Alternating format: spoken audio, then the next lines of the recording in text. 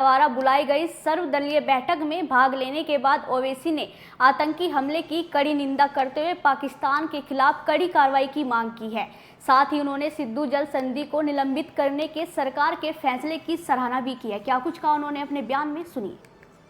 मैंने ये कहा है कि यूनाइटेड नेशन सिक्योरिटी काउंसिल का रेजोल्यूशन है 1373, उसमें ये खास तौर से कहा गया है कि कोई स्टेट क्रिमिनलाइजेशन को फाइनेंस ना करे और किसी भी तरीके से टेररिज्म को सपोर्ट ना करे, सेफ हेवन ना दे। तो पाकिस्तान बरसों से इस रेजोल्यूशन 1373 का वायलेशन कर रहा है।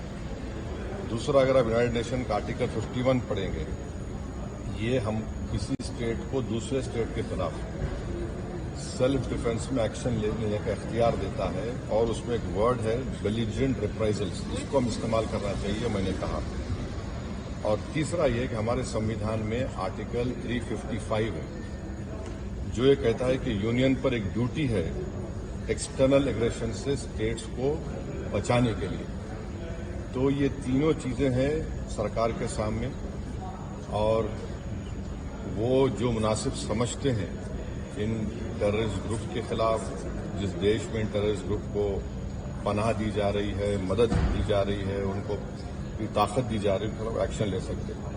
चौथी बात यह है कि इंटरनेशनल लॉ इस बात की इजाजत देता है कि हम नेवल और एयर ब्लॉकेट करें पाकिस्तान के सेल्फ डिफेंस को और सैंक्शंस लगाएं पाकिस्तान के ऊपर, खास तौर से आर्म्स सेल्स में। इसके बाद मैंने ये कहा कि वहां पर मेडोज में आखिर क्यों सीआरपीएफ नहीं थी वहां पर, क्योंकि मैंने पूछा है कि जनवरी में सीआरपीएफ के 2 यूनिट को हटा लिया गया था वहां से। उसी सिलसिले में मैंने ये भी पूछा कि क्विक रिएक्शन टीम को 1 घंटा लगा ऊपर पहुंचने के लिए, जब तक ये पूरे शयातीन, ये तमाम जालिम लोग वहां पर मजहब पूछकर गोली मारते रहे। और 2000 में वहां पर एक नुनवान कैंप है पहलगाम में, वहां पर भी 30 यात्रियों को मारा गया था और उसमें एक कमेटी बनाई गई थी लेफ्टिनेंट जनरल जेएस मुखर्जी की, उसका रिपोर्ट का क्या हुआ।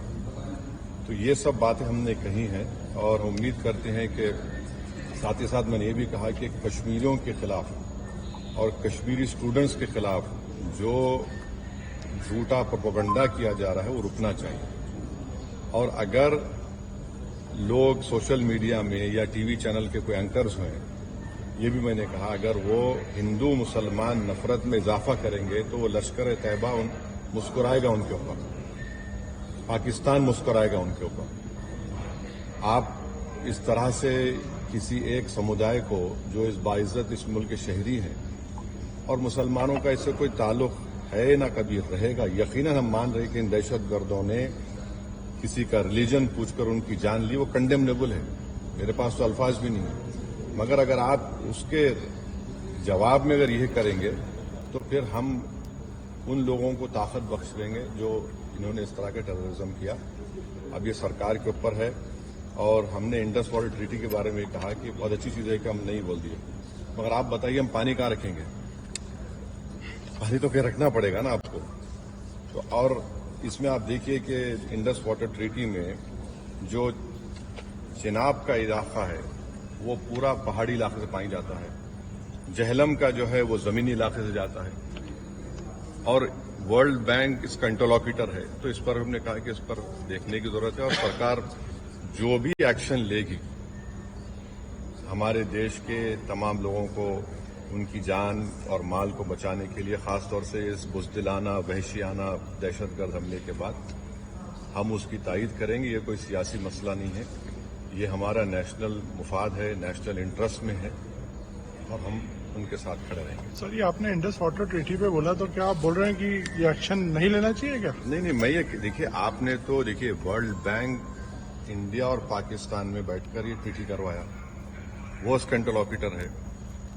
भाई पानी को कहाँ रखेंगे आप?